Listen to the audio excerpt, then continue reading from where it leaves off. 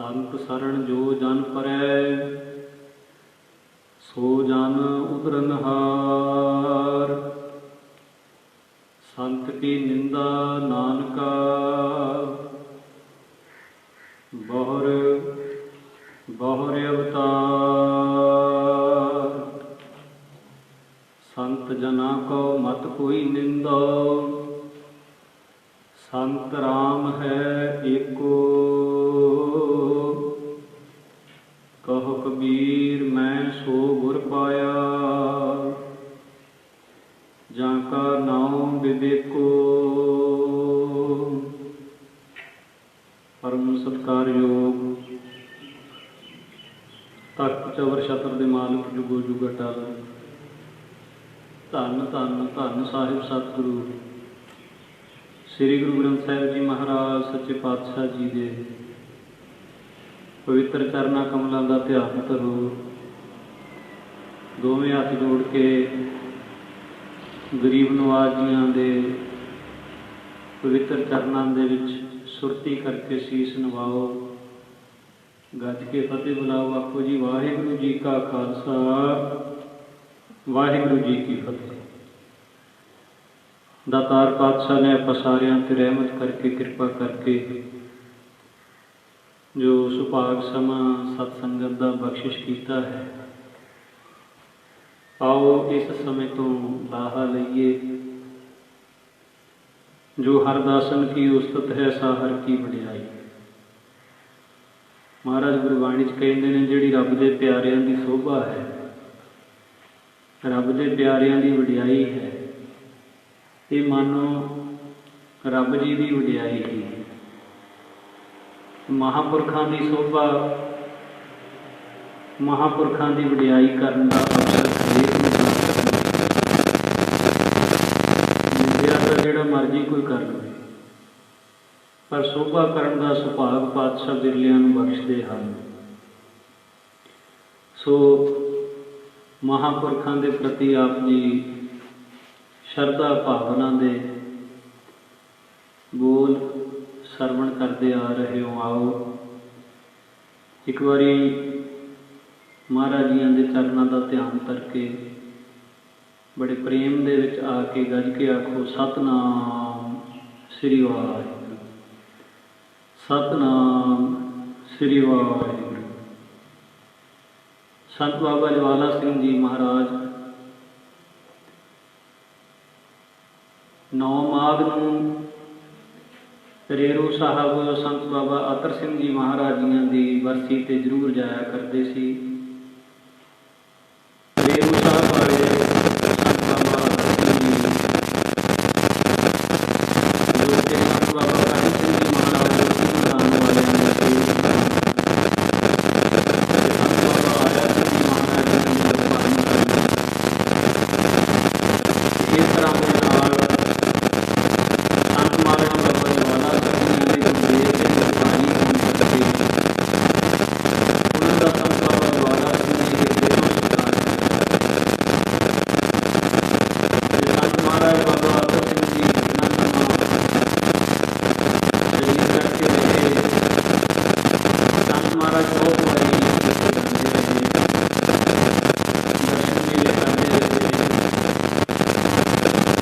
जब संत महाराज बाबा ज्वाला सिंह जी उत्थे जाया करते थे, संत वेले संत बाबा ईश्वर सिंह जी राणा साहब वाले महापुरुष के बाबा जी के चरणों में रहिंदियां होइयां बहुत बारी दर्शन होए, मिलाप होया।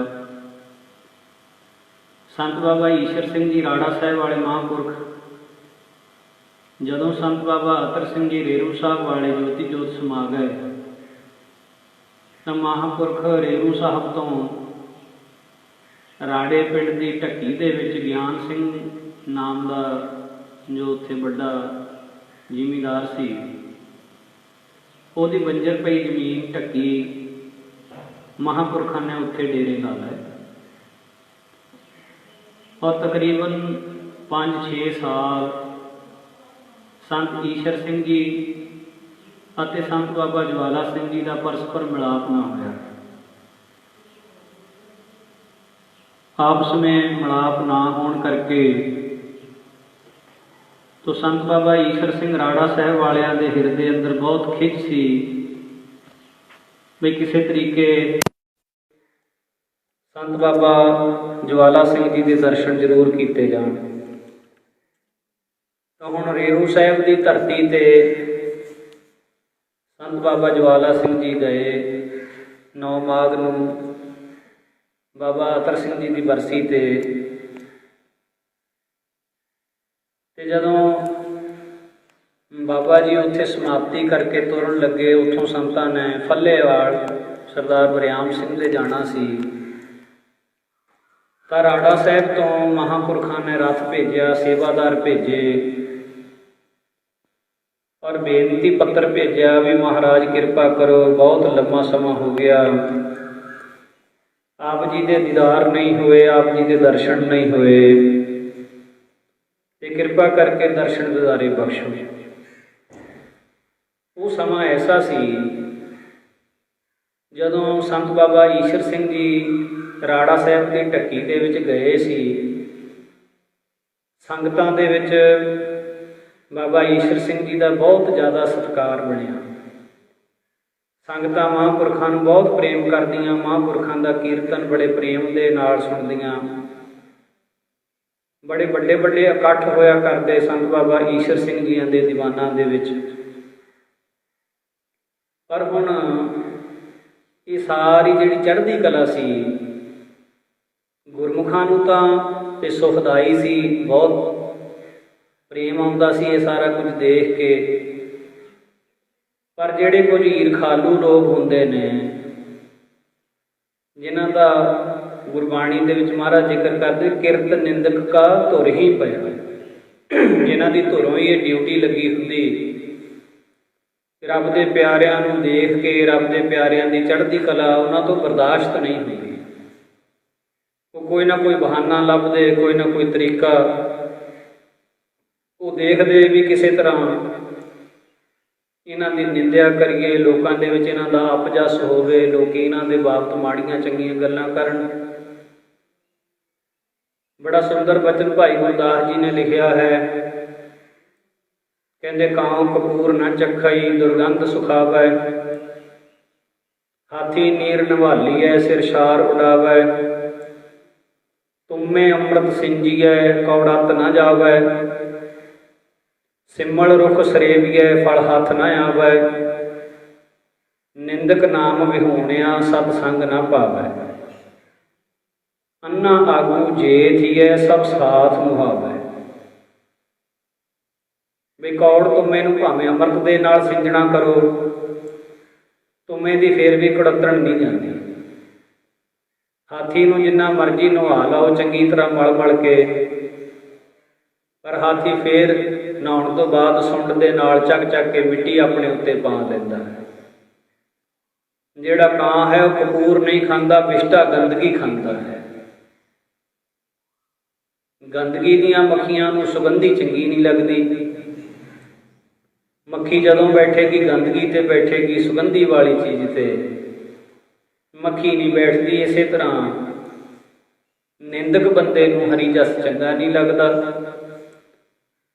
साकत जो है, निंदक जो है, चौहां वेदां 6 शास्त्रां भावें श्री गुरु ग्रंथ साहिब जी की सारी बाणी उन्होंने सुना दिओ, निंदकां नूं फिर भी उन्हां तो कोई लाभ प्राप्त नहीं हुंदा। जिन्हां ने अपने अंदर ये पक्की धारी होवे ते और लाहा नहीं प्राप्त कर सकते। कहाँ सुआन को सिमरत सुनाए, सुआन कहते कुत्ते नूं, कुत्ते वाली जिन्हां दी बिरती होवे, जे उन्होंने सिमरतियां का पाठ सुना भी दिओ तो की हो जाएगा। कहाँ साकत पह हर गुण गाए, साकत मनुख नूं हरि दे गुण सुनाई जाओ, की लाभ है।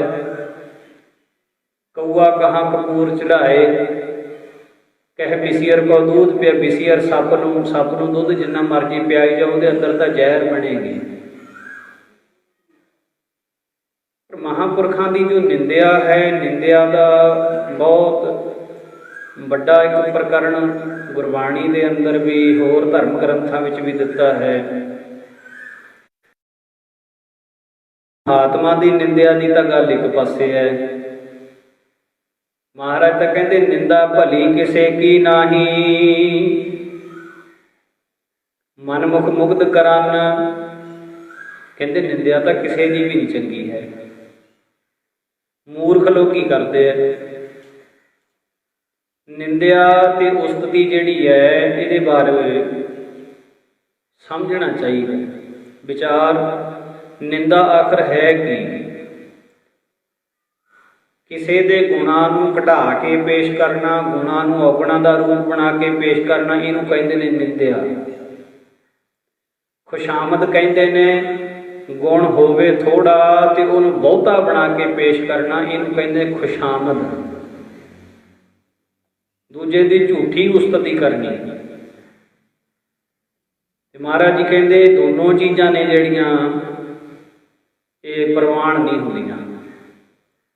ਨਾ ਖੁਸ਼ਾਮਦ ਕੀਤੀ ਪ੍ਰਵਾਨ ਹੁੰਦੀ ਹੈ ਤੇ ਨਾ ਨਿੰਦਿਆ ਕੀਤੀ ਪ੍ਰਵਾਨ ਹੁੰਦੀ ਹੈ। ਇੱਕ ਰਾਜੇ ਨੇ ਬ੍ਰਹਮ ਭੋਜ ਕੀਤਾ, ਬੜੇ ਸਾਧੂ ਮਹਾਤਮਾਵਾਂ ਨੂੰ ਸੱਦਿਆ। ਰਾਜਾ ਆਪ ਭੋਜਨ ਵਰਤਾ ਰਿਹਾ ਹੈ। ਪੰਗਤ ਦੇ ਵਿੱਚ ਜਿਸ ਵੇਲੇ ਰਾਜਾ ਭੋਜਨ ਵਰਤਾ ਰਿਹਾ ਹੈ, ਕੁਦਰਤੀ ਉਸ ਵੇਲੇ ਆਕਾਸ਼ ਦੇ ਵਿੱਚੋਂ ਇੱਲ ਉੱਡੀ ਜਾ ਰਹੀ ਸੀ ਤੇ ਉਸ ਇੱਲ ਦੇ ਮੂੰਹ ਦੇ ਵਿੱਚ ਉਹਨੇ ਮਰਿਆ ਹੋਇਆ ਸੱਪ ਫੜਿਆ ਹੋਇਆ ਸੀ।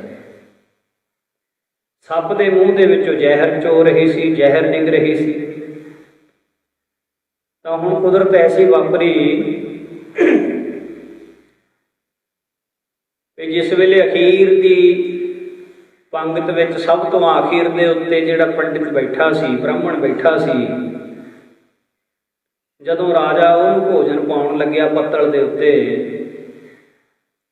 ਤਾਂ ਉਸ ਵੇਲੇ ਉਹ ਇੱਲ ਆਕਾਸ਼ ਦੇ ਵਿੱਚੋਂ ਉੱਡ ਕੇ ਲੰਘ ਰਹੀ ਸੀ ਤੇ ਸੱਪ ਦੇ ਮੁਖ ਵਿੱਚੋਂ ਜਿਹੜਾ ਜ਼ਹਿਰ ਡਿੱਗ ਰਿਹਾ ਸੀ, ਉਹਦੀਆਂ 2 ਬੂੰਦਾਂ ਉਸ ਪੱਤਲ ਤੇ ਡਿੱਗ ਪਈਆਂ। ਨਾ ਬ੍ਰਾਹਮਣ ਨੂੰ ਪਤਾ ਲੱਗਿਆ, ਨਾ ਰਾਜੇ ਨੂੰ ਪਤਾ ਲੱਗਿਆ। ਰਾਜੇ ਨੇ ਉਹਦੇ ਉੱਤੇ ਹੀ ਭੋਜਨ ਪਾ ਦਿੱਤਾ। ਬ੍ਰਾਹਮਣ ਨੇ ਭੋਜਨ ਛਕਿਆ, ਹੁਣ ਵਿੱਚ ਜ਼ਹਿਰ ਰਲ ਚੁੱਕੀ ਸੀ। ਭੋਜਨ ਛਕਦਿਆਂ ਸਾਰ ਉਹਦੀ ਮੌਤ ਹੋ ਗਈ। ਵੈਦ ਨੂੰ ਬੁਲਾਇਆ ਗਿਆ।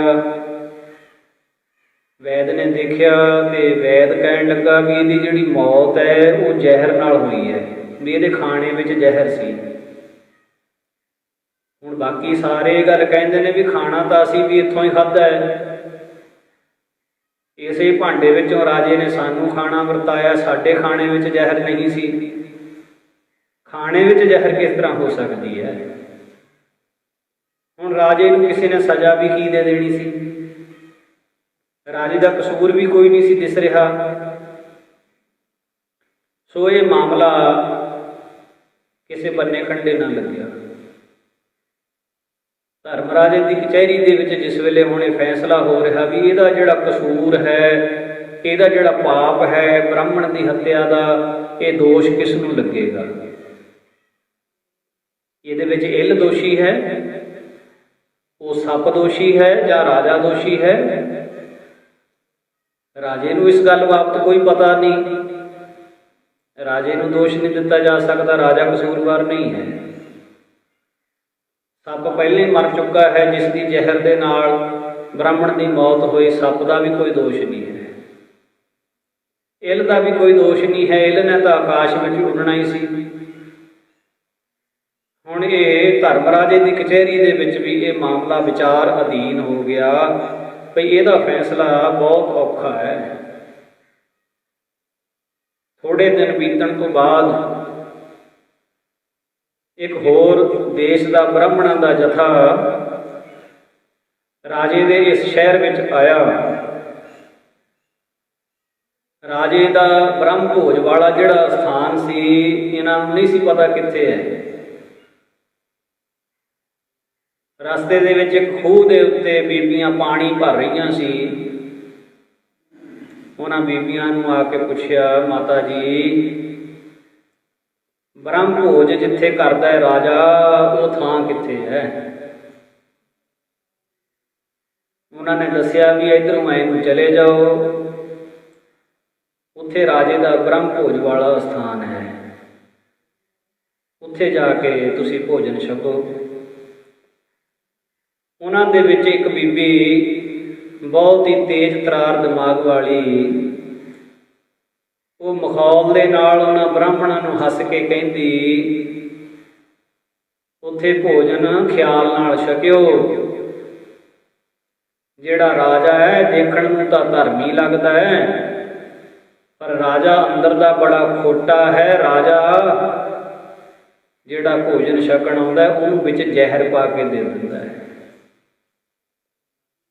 ਹੁਣ ਇਹ ਗੱਲ ਅਸਲੀਅਤ ਤਾਂ ਨਹੀਂ ਸੀ ਨਾ,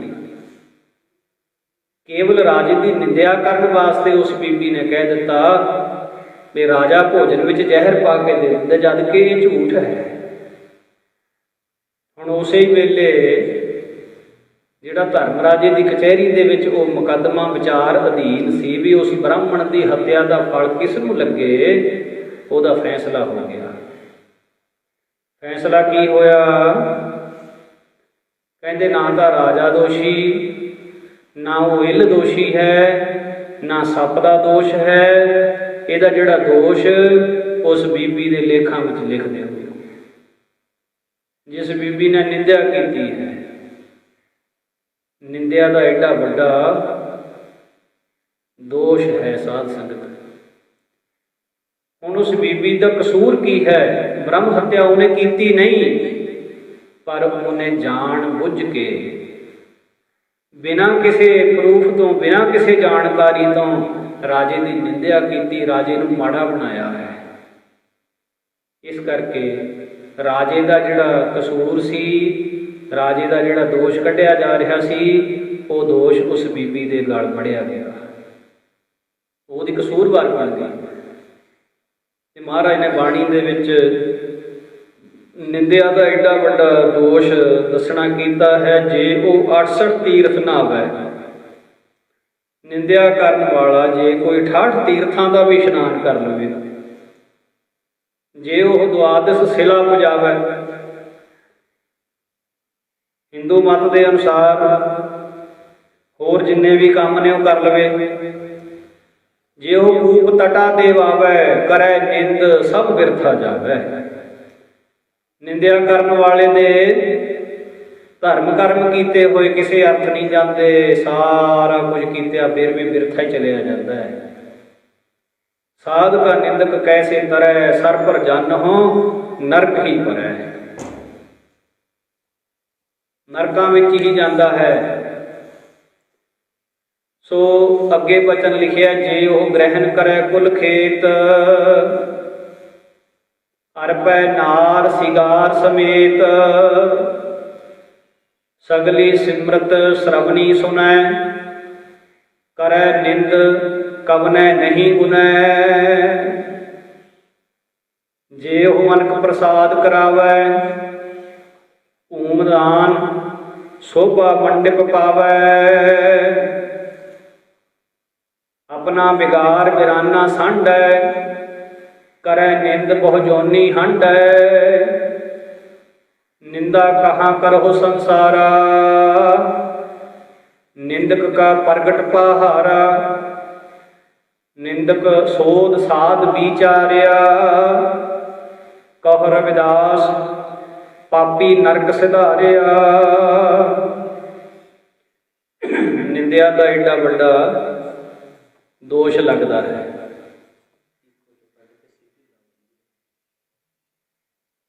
ਏਡਾ ਵੱਡਾ ਦੋਸ਼ ਹੈ ਨਿੰਦਿਆ ਕਰਨ ਦਾ।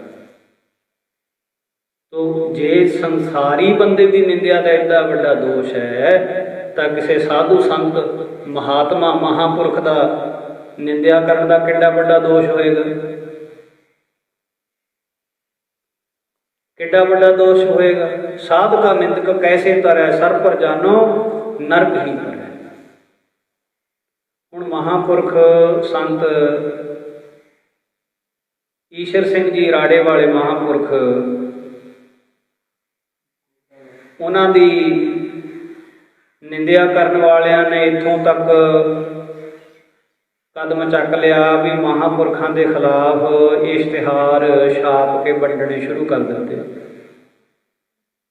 ਇਸ਼ਤਿਹਾਰਾਂ ਦੇ ਵਿੱਚ ਮਹਾਂਪੁਰਖਾਂ ਦੀ ਨਿੰਦਿਆ ਕੀਤੀ। ਸੋ ਐਸਾ ਇਸ਼ਤਿਹਾਰ 1930 ਦੇ ਵਿੱਚ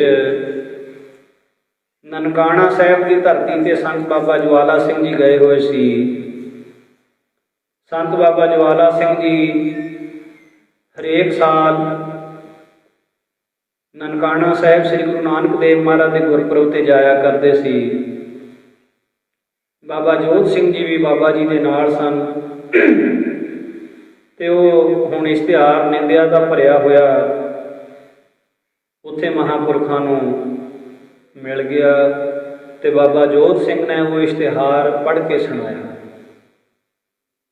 ਸੰਤ ਮਹਾਰਾਜ ਹਰਖਵਾਲ ਵਾਲੇ ਮਹਾਂਪੁਰਖ ਕਹਿਣ ਲੱਗੇ, ਕਹਿੰਦੇ ਈਰਖਾ ਅਤੇ ਦਵੈਤ ਭਾਵਨਾ ਕਰਕੇ ਲੋਕੀ ਸੰਤਾਂ ਦੀ ਨਿੰਦਿਆ ਕਰਦੇ ਹਨ, ਪਰ ਸਰ ਸਮਝੇ ਆਕਾਸ਼ ਕੋ ਕਿਉਂ ਪਹੁੰਚੇ ਬਾਣ। ਜੇ ਕੋਈ ਆਕਾਸ਼ ਵੱਲ ਮੂੰਹ ਕਰਕੇ ਤੀਰ ਮਾਰ ਵੀ ਲਵੇ ਤਾਂ ਉਹਦੇ ਨਾਲ ਕੀ ਹੋ ਜੂ। ਜੇ ਕੋਈ ਚੰਦਰਮਾ ਵੱਲ ਮੂੰਹ ਕਰਕੇ ਥੁੱਕ ਵੀ ਦੇਵੇ ਤਾਂ ਚੰਦਰਮਾ ਦਾ ਕੀ ਨੁਕਸਾਨ ਹੋ ਜੂ। ਰੱਬ ਦੇ ਪਿਆਰੇ ਸੰਤਾਂ ਦੀ ਨਿੰਦਿਆ ਜੇ ਕੋਈ ਕਰ ਵੀ ਲਵੇ ਤਾਂ ਸੰਤਾਂ ਦਾ ਕੀ ਵਿਗੜ ਜੂ ਉਹਦੇ ਵਿੱਚ। ਬਈ ਸੱਚ ਨੇ ਤਾਂ ਸਦਾ ਸੱਚ ਹੀ ਰਹਿਣਾ, ਸੱਚ ਝੂਠ ਦਾ ਬਣ ਹੀ ਨਹੀਂ ਸਕਦਾ। ਇਸੇ ਹੀ 1930 ਸਨ ਦੇ ਵਿੱਚ ਮਹਾਂਪੁਰਖ ਜਿਸ ਵੇਲੇ ਬਰਸੀ ਦੇ ਉੱਤੇ ਰੇਰੂ ਸਾਹਿਬ ਗਏ ਤਾਂ ਸੰਤ ਰਾੜੇ ਵਾਲੇ ਮਹਾਂਪੁਰਖਾਂ ਨੇ ਸੰਤਾਂ ਵਾਸਤੇ ਰੱਥ ਭੇਜਿਆ ਵੀ ਮਹਾਰਾਜ ਕਿਰਪਾ ਕਰੋ, ਰਾੜੇ ਕੁਟੀਆ ਵਿੱਚ ਚਰਨ ਪਾਓ, ਦਾਸ ਨੂੰ ਦਰਸ਼ਨ ਦਿਓ। ਤਾਂ ਸੰਤ ਮਹਾਰਾਜ ਬਾਬਾ ਜਵਾਲਾ ਸਿੰਘ ਜੀ ਬਾਕੀ ਸਾਰੇ ਸੇਵਕਾਂ ਨੂੰ ਕਹਿੰਦੇ, ਭਾਈ ਤੁਸੀਂ ਫੱਲੇਵਾਲ ਚਲੇ ਜਾਓ ਬਰਿਆਮ ਸਿੰਘ ਦੇ ਘਰ ਤੇ ਅਸੀਂ ਰਾੜੇ ਸਾਹਿਬ ਹੋ ਕੇ ਆਵਾਂਗੇ। ਹੁਣ ਉਸ ਵੇਲੇ ਸੰਤਾਂ ਦੇ ਨਾਲ ਸੰਤ ਬਿਸ਼ਨ ਸਿੰਘ ਜੀ ਛੋਟੇ ਨੰਗਲ ਵਾਲੇ, ਸੰਤ ਦਲੀਪ ਸਿੰਘ ਜੀ, ਸੰਤ ਪ੍ਰਦੁਮਨ ਸਿੰਘ ਜੀ, ਇਹਨਾਂ ਮਹਾਂਪੁਰਖਾਂ ਨੂੰ ਨਾਲ ਲੈ ਕੇ ਸੰਤ ਰਾੜੇ ਸਾਹਿਬ ਚਲੇ ਗਏ। ਤਾਂ ਰਾੜੇ ਵਾਲੇ ਮਹਾਂਪੁਰਖਾਂ ਨੇ ਸੰਤਾਂ ਦਾ ਬਹੁਤ ਸਤਿਕਾਰ ਕੀਤਾ, ਬਹੁਤ ਭਾਵਨਾ ਸਹਿਤ ਨਮਸਕਾਰਾਂ ਕੀਤੀਆਂ। ਬੜੇ ਸਤਿਕਾਰ ਦੇ ਨਾਲ ਸੰਤ ਮੰਡਲੀ ਨੂੰ ਜਲ ਪਾਣੀ ਛਕਾਇਆ। ਫਿਰ ਸੰਤ ਈਸ਼ਰ ਸਿੰਘ ਜੀ ਰਾੜਾ ਸਾਹਿਬ ਵਾਲੇ ਮਹਾਂਪੁਰਖ ਸੰਤ ਬਾਬਾ ਜਵਾਲਾ ਸਿੰਘ ਜੀ ਨੂੰ ਆਪਣੇ ਭੋਰੇ ਵਿੱਚ ਲੈ ਗਏ। ਬਾਕੀ ਸਾਰੇ ਸੰਤ ਬਾਹਰ ਹੀ ਬੈਠੇ ਰਹੇ। ਕੇਵਲ ਉਸ ਸਮੇਂ ਸੰਤਾਂ ਦਾ ਜਿਹੜਾ ਅਰਦਲੀ ਸੀ ਕਰਨੈਲ ਸਿੰਘ, ਚੰਗਾ ਪੜ੍ਹਿਆ ਲਿਖਿਆ ਨੌਜਵਾਨ ਸੀ, ਉਹੀ ਸੀ ਕੋਲ। ਹੁਣ ਸੰਤ ਮਹਾਰਾਜ ਬਾਬਾ ਜਵਾਲਾ ਸਿੰਘ ਜੀ ਤੇ ਸੰਤ ਮਹਾਰਾਜ ਬਾਬਾ ਈਸ਼ਰ ਸਿੰਘ ਰਾੜੇ ਵਾਲੇ ਤਕਰੀਬਨ 2 ਘੰਟੇ ਭੋਰੇ ਦੇ ਵਿੱਚ ਬੈਠੇ ਵਿਚਾਰਾਂ ਕਰਦੇ ਰਹੇ। ਉਹਨਾਂ ਵਿਚਾਰਾਂ ਨੂੰ ਦੋਨੋਂ ਮਹਾਂਪੁਰਖ ਹੀ ਜਾਣਦੇ, ਜਾਂ ਫਿਰ ਜਿਹੜਾ ਸੇਵਾਦਾਰ ਅਰਦਲੀ ਖੜਾ ਸੀ ਕੋਲ ਕਰਨੈਲ ਸਿੰਘ ਉਹ ਜਾਣਦਾ। ਉਸ ਸਮੇਂ ਹੋਰ ਕੋਲ ਕੋਈ ਨਹੀਂ ਸੀ। 2 ਘੰਟੇ ਤੋਂ ਬਾਅਦ ਦੋਵੇਂ ਮਹਾਂਪੁਰਖ ਭੋਰੇ ਤੋਂ ਬਾਹਰ ਆਏ ਤੇ ਸੰਤ ਮਹਾਰਾਜ ਬਾਬਾ ਜਵਾਲਾ ਸਿੰਘ ਜੀ ਰਾੜੇ ਵਾਲੇ ਮਹਾਂਪੁਰਖਾਂ ਤੋਂ ਛੁੱਟੀਆਂ ਲੈ ਕੇ ਤੇ ਫਿਰ ਫੱਲੇ ਵਾਲਾ ਗਏ। ਹੁਣ ਰਾੜੇ ਵਾਲੇ ਮਹਾਂਪੁਰਖਾਂ ਦੇ ਨਾਲ ਜੋ ਗੱਲਬਾਤ ਹੋਈ ਉਹ ਕਿਸੇ ਨੂੰ ਦੱਸੀ ਨਹੀਂ ਮਹਾਂਪੁਰਖਾਂ ਨੇ। ਸਿਰਫ ਇੰਨਾ ਹੀ ਵਚਨ ਦੱਸਿਆ ਕਿ ਸੰਤ ਈਸ਼ਰ ਸਿੰਘ ਰਾੜੇ ਵਾਲੇ ਹੁਣ 3 ਸਾਲ ਆਪਣੇ ਭੋਰੇ ਵਿੱਚ ਤਪੱਸਿਆ ਕਰਨਗੇ, ਹੁਣ ਬਾਹਰ ਨਹੀਂ ਆਉਣਗੇ। ਗੁਰਦੁਆਰੇ ਵਿੱਚ ਵੀ ਬਾਹਰ ਨਿਕਲ ਕੇ ਕੀਰਤਨ ਨਹੀਂ ਕਰਨਗੇ। ਹੁਣ 3 ਸਾਲ ਉਹ ਬਿਲਕੁਲ ਭੋਰੇ ਵਿੱਚ ਹੀ ਰਹਿਣਗੇ। ਹੋਰ ਕਿਤੇ ਪਿੰਡਾਂ ਵਿੱਚ ਤਾਂ ਕੀਰਤਨ ਕਰਨ ਵਾਸਤੇ ਵੀ ਕੀ ਜਾਣਾ ਉਹਨਾਂ ਨੇ। ਤੇ ਇਸ ਤਰ੍ਹਾਂ ਨਾਲ 3 ਸਾਲ ਰਾੜਾ ਸਾਹਿਬ ਵਾਲੇ ਮਹਾਂਪੁਰਸ਼ਾਂ ਨੇ ਡਟ ਕੇ ਤਤੀਕਸ਼ਾ ਕੀਤੀ, ਤਪ ਕੀਤਾ। ਭਾਈ ਕਰਨੈਲ ਸਿੰਘ ਵੀ ਮਹਾਂਪੁਰਖਾਂ ਦੇ ਕੋਲ ਹੀ ਹੁੰਦਾ ਸੀ ਉਸ ਵੇਲੇ। 3 ਸਾਲ ਤੋਂ ਬਾਅਦ ਸੰਤ ਮਹਾਰਾਜ ਹਰਖਵਾਲੀਏ ਫੇਰ ਰਾੜਾ ਸਾਹਿਬ ਗਏ ਤੇ ਸੰਤ ਮਹਾਰਾਜ ਨੇ ਫਿਰ ਉਸੇ ਤਰ੍ਹਾਂ ਭੋਰੇ ਦੇ ਵਿੱਚ ਜਾ ਕੇ ਬਚਨ ਵਿਲਾਸ ਜੋ ਹੋਏ ਉਹੀ ਜਾਣਦੇ। ਹੁਣ ਜਿਸ ਵੇਲੇ ਉੱਥੋਂ ਫਿਰ ਵਾਪਸ ਤੁਰੇ, ਬਾਕੀ ਬਚਨ ਤਾਂ ਮਹਾਂਪੁਰਖਾਂ ਨੇ ਕੋਈ ਨਹੀਂ ਦੱਸਿਆ, ਪਰ ਇੰਨਾ ਬਚਨ ਜ਼ਰੂਰ ਦੱਸਿਆ ਵੀ ਹੁਣ ਰਾੜੇ ਵਾਲੇ ਸੰਤ 3 ਸਾਲ ਵਾਸਤੇ ਸਿਰਫ ਉੱਥੇ ਗੁਰਦੁਆਰੇ ਵਿੱਚ ਕੀਰਤਨ ਕਰ ਲੈਣਗੇ, ਪਰ ਹੋਰ ਕਿਤੇ ਵੀ ਕੀਰਤਨ ਕਰਨ ਨਹੀਂ ਜਾਣਗੇ। 3 ਸਾਲ ਹੋਰ ਉਹ ਭੋਰੇ ਵਿੱਚ ਹੀ ਰਹਣਗੇ।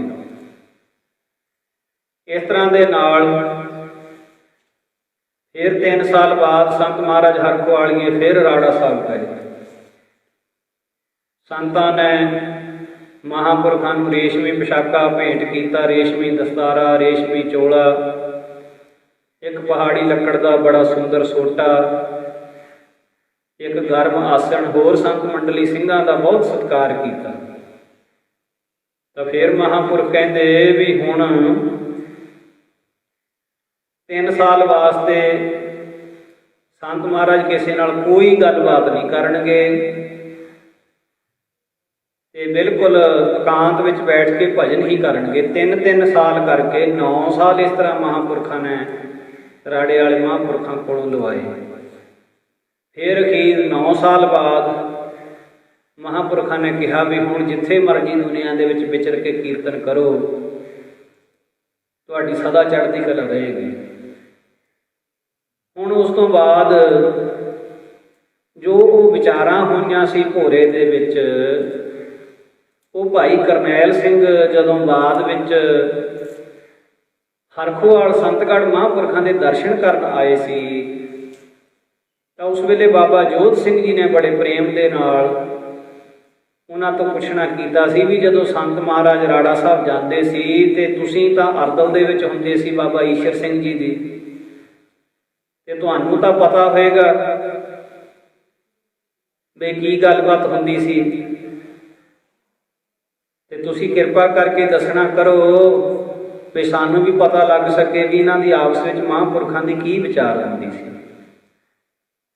ਤਾਂ ਉਸ ਵੇਲੇ ਭਾਈ ਕਰਨੈਲ ਸਿੰਘ ਜੀ ਨੇ ਦੱਸਣਾ ਕਰਿਆ ਕਿ ਜਿਸ ਵੇਲੇ ਭੋਰੇ ਦੇ ਵਿੱਚ ਮਹਾਂਪੁਰਖ ਰਾੜਾ ਸਾਹਿਬ ਵਾਲੇ ਸੰਤ ਬਾਬਾ ਜਵਾਲਾ ਸਿੰਘ ਜੀ ਨੂੰ ਲੈ ਕੇ ਗਏ ਸੀ, ਤਾਂ ਉਸ ਵੇਲੇ ਸੰਤ ਈਸ਼ਰ ਸਿੰਘ ਜੀ ਮਹਾਰਾਜ ਨੇ ਸੰਤ ਬਾਬਾ ਜਵਾਲਾ ਸਿੰਘ ਜੀ ਨੂੰ ਬੇਨਤੀ ਕਰਕੇ ਪੁੱਛਿਆ ਸੀ ਵੀ ਮਹਾਰਾਜ ਜੀ ਕਿਰਪਾ ਕਰਕੇ ਦੱਸੋ ਵੀ ਇਹ ਜਿਹੜੀ ਸਾਡੀ ਨਿੰਦਿਆ ਹੋਈ ਆ ਇਹ ਕਿਉਂ ਹੋਈ ਆ।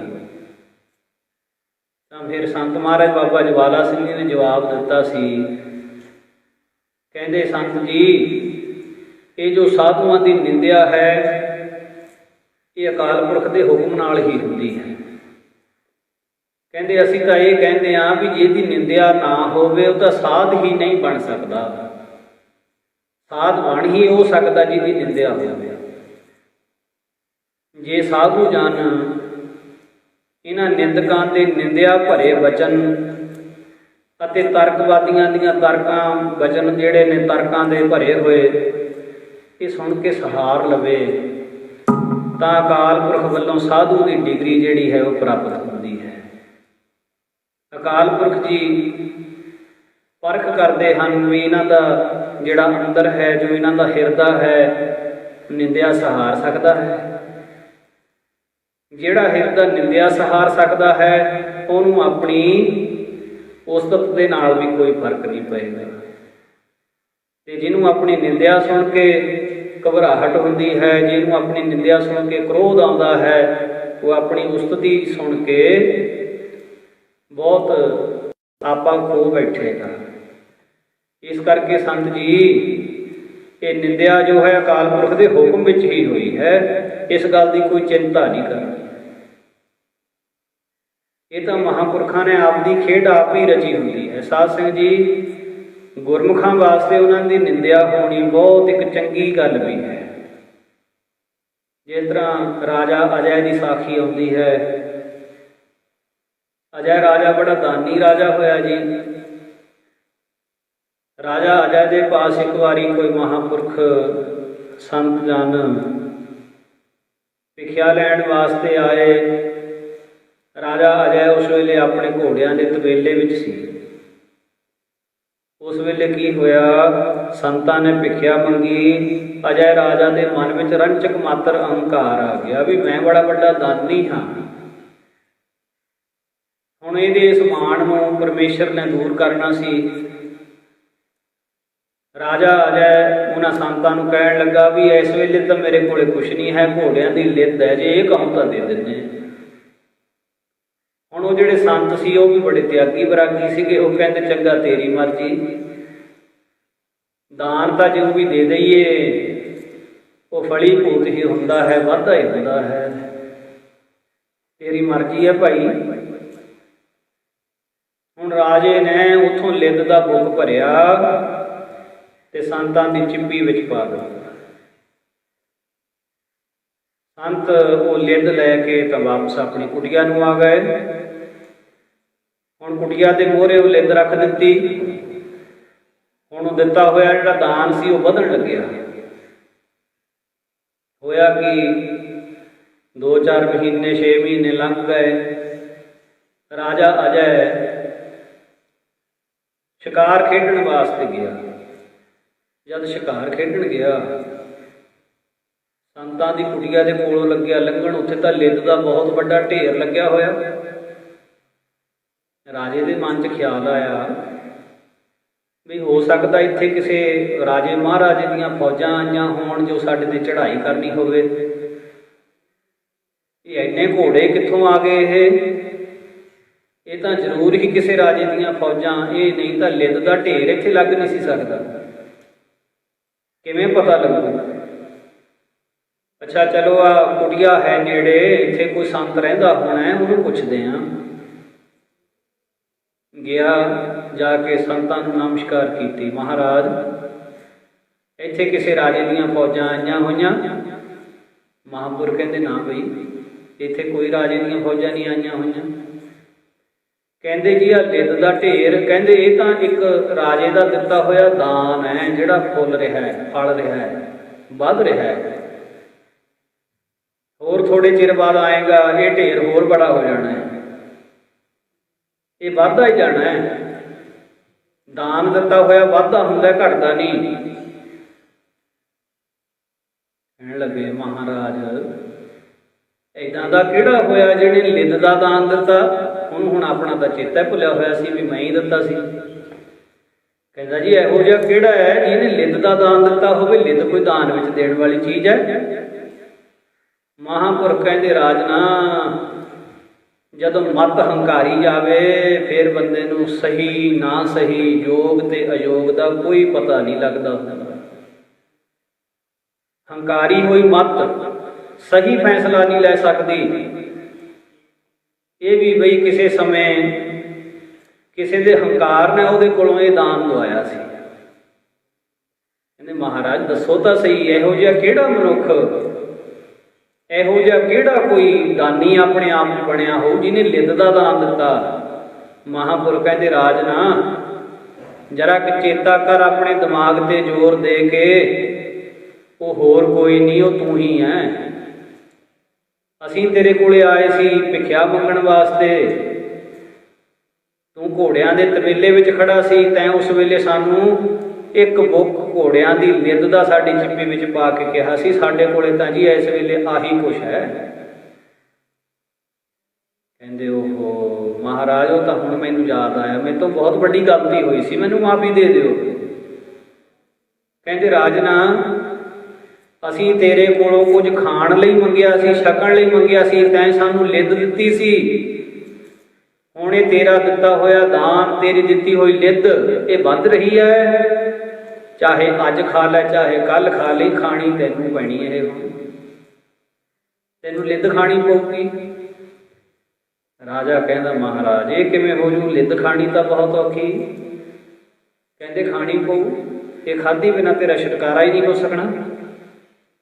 चरण फड़ ले, बहुत रोया, महाराज बख्श लो बख्श लो। साधु संत महात्मा बड़े दयालु हुंदे, कृपालु हुंदे, महाराज तरस करो। मैं अज्ञानी जीव सी, मैं गलती कर बैठा, मैनू मुआफ़ी बख्श दिओ महाराज किरपा कर। बड़ियां मिन्नतां कीतियां, बड़े तरले कीते। अखीर महापुरख कहंदे राजना लिद्द तां तैनूं खानी पैनी है, पर इदां गल है भी ये घट जाऊगी। कहंदे महाराज वो किस तरह? कहंदे जे तूं अपनी निंदिया करावें, तू दानी बहुत है, लोग तेरियां सिफतां बहुत करते हैं। साडे संत महाराज बचन करते हुंदे ने भी जिहड़ी वडियाई है ये रूहानीयत के मार्ग विच अड़िक्का खड़ा कर दिंदी है। अपने कन्नां दे नाल जिहड़ा अपनी वडियाई ज़्यादा सुनदा है वो कदे रब दे राह ते तुर नहीं सकदा, क्योंकि उहदी वडियाई ने उहदे मन दे विच ये गल खड़ी कर देनी है भी मेरे विच ये गुण हैगे है, तां ही लोग मेरी वडियाई करते हैं। रब दे राह ते कदे किसी मंजिल ते पुज नहीं सकदा, कदे किसी मंजिल ते नहीं जा सकदा। तो इस तरह दे नाल हुण महापुरख कहंदे भी तेरी वडियाई बहुत हुंदी है, इस करके तेरा दिता होया दान वधी हो जाता है। निंदिया तो तेरी कोई करता ही नहीं है, कोई इहो जिहा काम कर जिहदे करके तेरी निंदिया होवे। कहंदा महाराज वो किवें हो? कहंदे चंगा वो भी तरीका तैनूं असीं दस दिंदे आ। एक रथ लै लै, रथ दे उत्ते सवार हो जी, कच दीआं बोतलां दे विच रंग वाला पानी पा लई, वो हथ विच पकड़ लई बोतलां, अपनियां नौजवान लड़कियां नूं अपने नाल बिठाल लई, शहर दे विच गेड़े लाई। शहर के लोगों को देखण नूं ये लगेगा कि राजे का करैक्टर जिहड़ा, राजे का जीवन आचरण जिहड़ा वो गिर चुकिया है। जिहड़ा तैनूं देख के तेरी निंदिया करू ये लिद्द का हिस्सा उन्होंने मिल ही जाएगा। तेरी निंदिया करने वालियां नूं विचों हिस्सा मिल जूगा। इहदे विचों हुण राजे ने महापुरखां दा वचन देखो, आपां भी बड़े काम करते हैं, पर संसार दे अगे हमेशा अपना वो रूप आपां पेश करीदा है जिहदे करके साडी वडियाई होवे, जिहदे करके साडी शोभा होवे। कोई नहीं चाहुंदा भी मेरी निंदिया होवे, कोई नहीं चाहुंदा भी मैनूं कोई माड़ा कहे, अपनी शोभा ही कराई चाहुंदे सारे। पर हुण रब दे प्यारिआं ने जुगती दसदी भी इदां करके आपनी निंदिया करा लै, तेरा भला होऊगा। अणहुंदा भार निंदक सिर धरा, किसे दी पंड कर्मां दी पंड, माड़े कर्मां दी कोई दूजा अपने सिर चक लवे, ये तो फिर मित्रता वाली गल हुई। उहनूं वेला कर देवे, उहदे सिरों भार लै जे। निंदक है जिहड़ा, इस करके कबीर साहब ने उहनूं अपना मित्र कहा। कहंदे निंदा करे सो हमरा मीत, निंदक माहे हमारा चीत। निंदिया करने वाला तो साडा मित्र है, जिहड़ा निंदिया करके साडे कर्मां दी पंड अपने सिर चक्की दिंदा है। आपां सारे आपो अपने घरां दी सफाई करते हैं, बीबियां भैणां घर दी सफाई करदियां, घर दी गंदगी, घर दा कूड़ा करकट पूंज के बाहर कढ दिंदियां। अपने घर दी गंदगी सारे साफ करते हैं, अपने घर का कूड़ा सारे बाहर कढ़ के सिटते हैं, पर बगाने के घर का कूड़ा तो नहीं आपां कदे कढ़ण जांदे।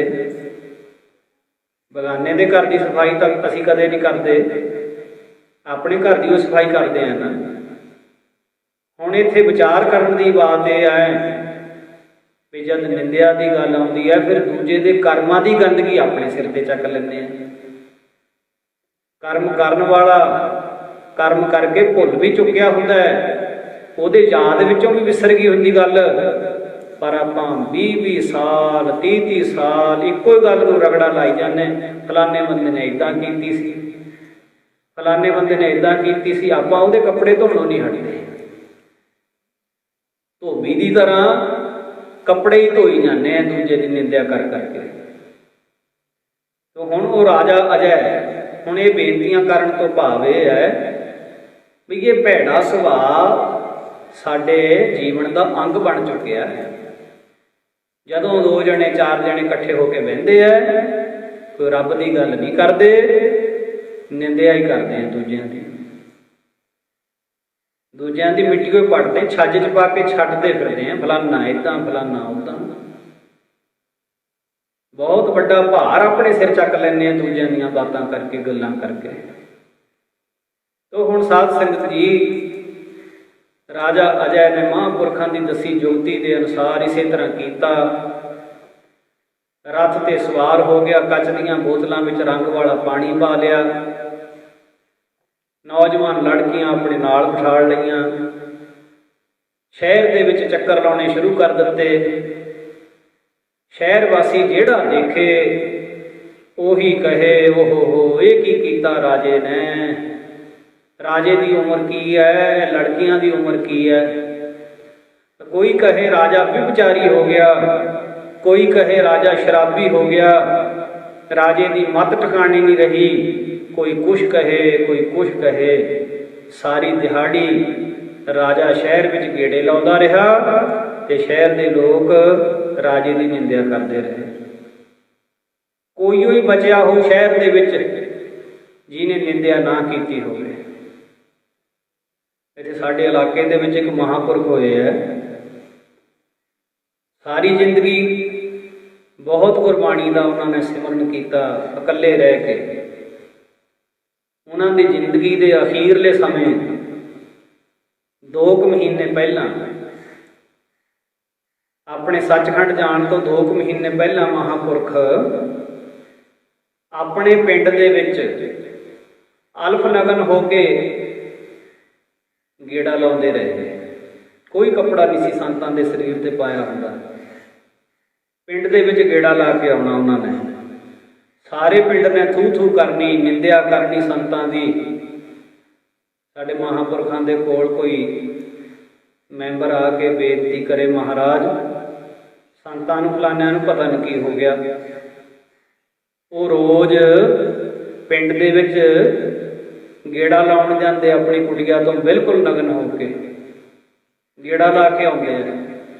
ਮਹਾਂਪੁਰਖ ਸੁਣ ਕੇ ਬਹੁਤ ਹੱਸੇ, ਹੱਸ ਕੇ ਕਹਿੰਦੇ ਵੀ ਦੇਖਿਓ ਪਿੰਡ ਵਾਲਿਓ, ਮਹਾਂਪੁਰਖਾਂ ਦੀ ਨਿੰਦਿਆ ਨਾ ਕਰ ਬੈਠਿਓ। ਮਹਾਂਪੁਰਖਾਂ ਦਾ ਕੋਈ ਮੋਰਚਾ ਲੱਗਿਆ ਹੋਣਾ ਜਿਹੜਾ ਉਹਨਾਂ ਨੇ ਤੁਹਾਡੇ ਕੋਲੋਂ ਨਿੰਦਿਆ ਕਰਾ ਕੇ ਮੋਰਚਾ ਫਤਿਹ ਕਰਨਾ ਹੈ। ਜਿਹੜਾ ਇਸ ਗੱਲ ਨੂੰ ਸਮਝ ਲਊ ਉਹ ਨਿੰਦਿਆ ਨਾ ਕਰੂ, ਜਿਹਦੇ ਨਹੀਂ ਗੱਲ ਖਾਨੇ ਪੈਣੀ ਉਹਨੇ ਨਿੰਦਿਆ ਕਰਨੀ ਹੈ। 40 ਦਿਨ ਦੇ ਤਕਰੀਬਨ ਮਹਾਂਪੁਰਖ 40 ਦਿਨ, ਸਵਾ ਮਹੀਨਾ ਅਲਫ ਲਗਨ ਹੋ ਕੇ ਪਿੰਡ ਦੇ ਵਿੱਚ ਗੇੜਾ ਲਾਉਂਦੇ ਰਹੇ। ਸਾਨੂੰ ਕੋਈ ਇੱਧਰੋਂ ਲੁਧਿਆਣੇ ਵਾਲੇ ਪਾਸਿਓਂ ਗੁਰਮੁਖ ਪਿਆਰੇ ਮਿਲਣ ਵਾਸਤੇ ਆਏ।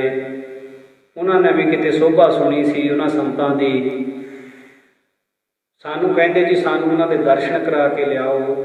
ਅਸੀਂ ਉਹਨਾਂ ਨੂੰ ਨਾਲ ਲੈ ਕੇ ਗਏ। ਜਿਸ ਵੇਲੇ ਗਏ ਤੇ ਮਹਾਂਪੁਰਖ ਆਪਣੇ ਕਮਰੇ ਦੇ ਵਿੱਚ ਬੈਠੇ ਸੀ। ਬੂਹਾ ਨਹੀਂ ਉਹਨਾਂ ਨੇ ਖੋਲ੍ਹਿਆ, ਬਾਰੀ ਮਾੜੀ ਜੀ ਖੋਲ੍ਹ ਕੇ ਕਹਿਣ ਲੱਗੇ, ਗੁਰਮੁਖੋ ਅਸੀਂ ਤੁਹਾਨੂੰ ਅੱਜ ਮਿਲ ਨਹੀਂ ਸਕਦੇ, ਸਾਡਾ ਕੋਈ ਮੋਰਚਾ ਲੱਗਿਆ ਹੋਇਆ ਹੈ। ਅਸੀਂ ਆਪਣੇ ਸਰੀਰ 'ਤੇ ਅਜੇ ਕੱਪੜੇ ਨਹੀਂ ਪਾਏ ਹੋਏ, ਇੰਨੇ ਦਿਨ ਬਾਅਦ ਆਇਓ, ਫਿਰ ਅਸੀਂ ਕੱਪੜੇ ਪਾਉਣੇ, ਫਿਰ ਤੁਸੀਂ ਸਾਨੂੰ ਮਿਲ ਲਿਓ ਆ ਕੇ।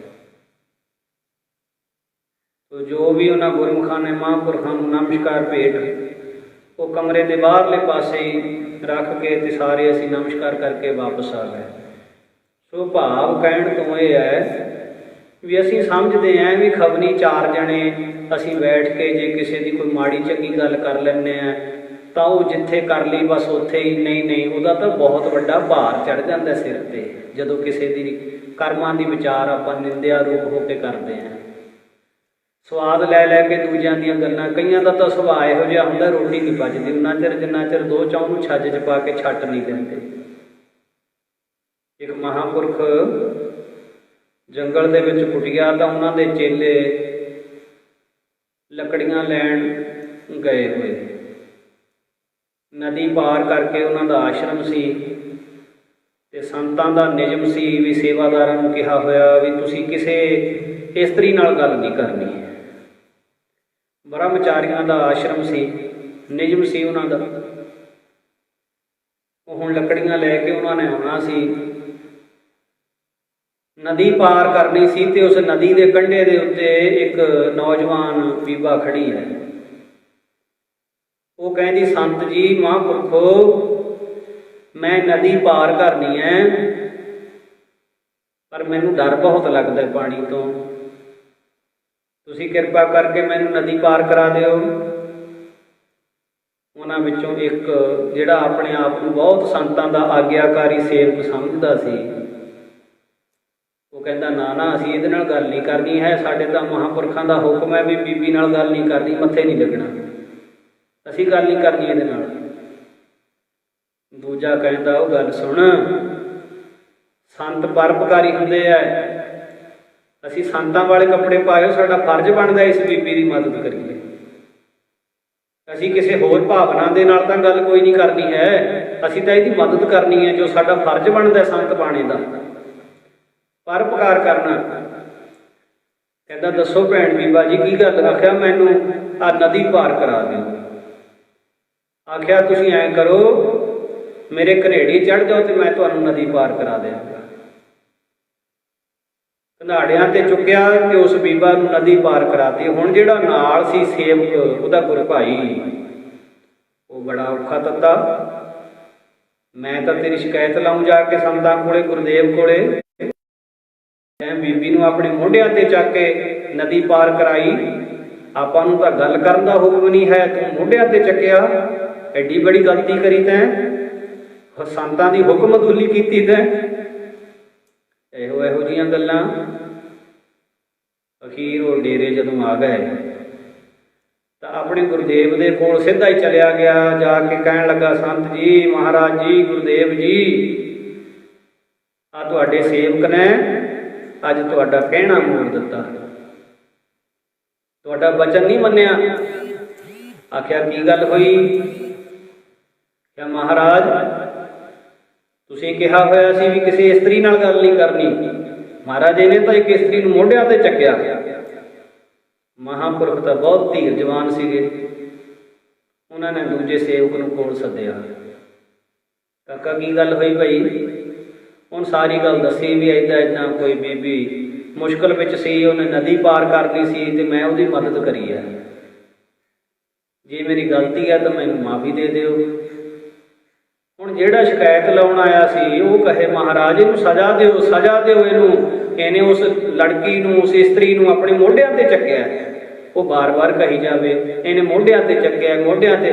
ਸੰਤ ਉਹਨੂੰ ਖਿੱਚ ਕੇ ਕਹਿੰਦੇ, ਵੀਰ ਰਸ ਵਿੱਚ ਆ ਕੇ ਕਹਿੰਦੇ, ਇਹਨੇ ਤਾਂ ਮੋਢਿਆਂ ਤੇ ਚੱਕ ਕੇ ਨਦੀ ਪਾਰ ਕਰਾ ਕੇ ਲਾਹੇ ਦਿੱਤਾ, ਓਏ ਤੂੰ ਅਜੇ ਚੱਕੀ ਫਿਰਦਾ ਹੈ, ਤੂੰ ਕਿਉਂ ਨਹੀਂ ਛੱਡ ਦਿੰਦਾ ਗੱਲ ਨੂੰ? ਹੁਣ ਉਹਨੇ ਤਾਂ ਭਲਾ ਕਰਿਆ ਹੈ, ਹੁਣ ਤਾਂ ਪਰਉਪਕਾਰ ਕੀਤਾ ਹੈ, ਤੇ ਤੂੰ ਉਹੀ ਗੱਲ ਬਾਰ-ਬਾਰ ਕਰਕੇ ਉਹਦੀ ਨਿੰਦਿਆ ਕਰੀ ਜਾਂਦਾ, ਜਦ ਕਿ ਉਹਦਾ ਕਸੂਰ ਤਾਂ ਕੋਈ ਨਹੀਂ ਹੈ।